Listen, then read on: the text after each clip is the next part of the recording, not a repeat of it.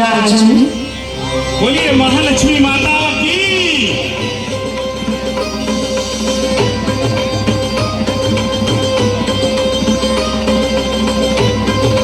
मातेश्वरी,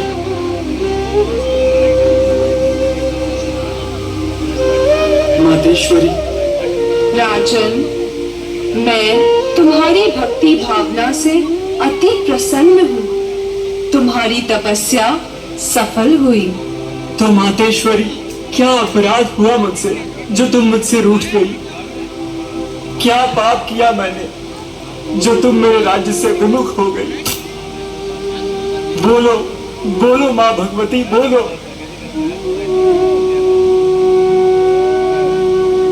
उठो राजन।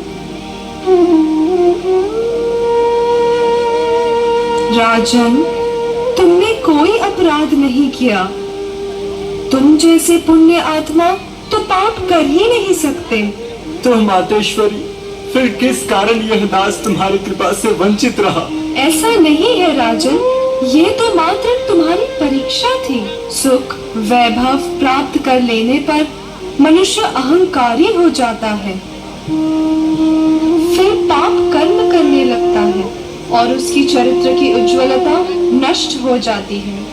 चरित्र की उज्ज्वलता नष्ट ना हो और चरित्र अधिक से अधिक महान बने, इसीलिए तुम जैसे योग्य पुरुषों को और योग्य बनाने के लिए ही उनकी परीक्षा ली जाती है, और तुम अपनी परीक्षा में खरे उतरे हो राजन।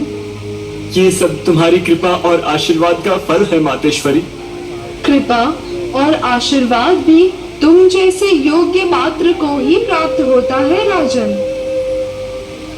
तुमने अपनी मानवीय भावनाओं और सच्च चरित्र से ये सिद्ध कर दिया है कि सत्ता, अधिकार, धन, वैभव तथा विलास सामग्री तुम्हारे जीवन का अंतिम उद्देश्य नहीं है। नारायण नारायण। प्रणाम देवर्षि, प्रणाम देवराज।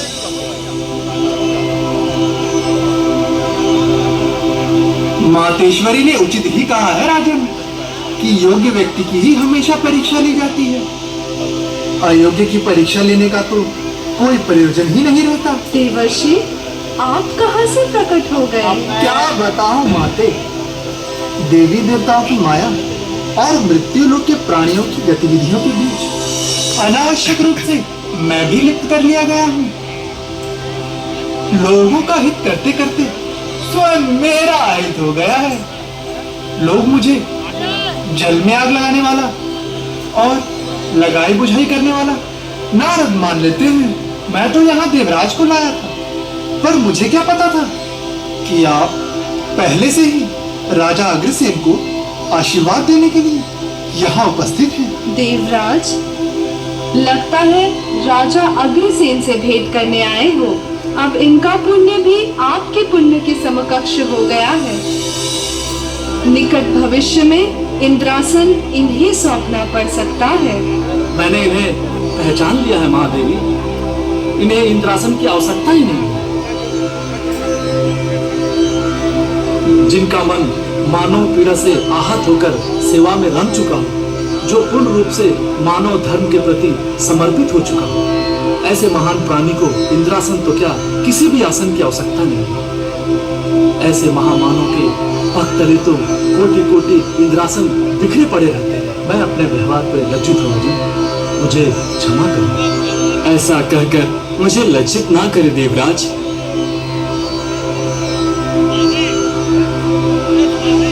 मैं तुमसे अति प्रसन्न हूँ राजा अग्रसेन। मैं तुम्हें वरदान देती हूँ, ये वर्ष तुम्हारे नाम से होगा। इस गुण में सभी मेरी दिवाली में उजाड़ करेंगे। बोलिए महालक्ष्मी माता की। की रक्षा करने वाली कुल देवी रहूंगी। मातेश्वरी, मैं धन्य हो गया मातेश्वरी।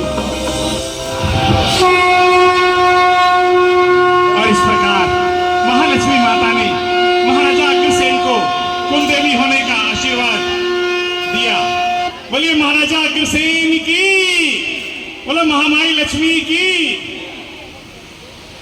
सुंदर ताली